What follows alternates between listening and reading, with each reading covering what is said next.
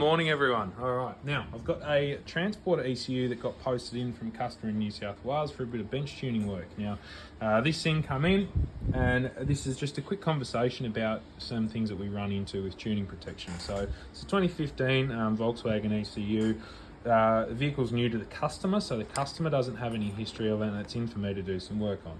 Now, initially tried to read this ECU by bench pin out, would not work whatsoever, and the issue is that someone's actually already modified this ECU and written a tune protection in. Now, it is something that we can get around, a tuning protection, depending on the file and how it's written. There is ways around it. Factory software update, OBD, works a lot of the time. If it is locked up properly, then we can do it what we're doing here, which is a boot function. So we've essentially opened the ECU case and we are manually booting this ECU from directly connecting on the board, which obviously will boot that TC1767 processor. So that's what we're doing here.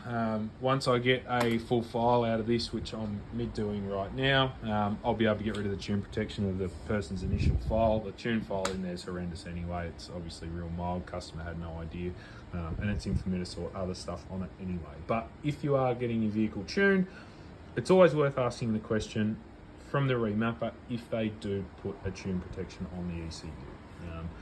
It's a personal thing.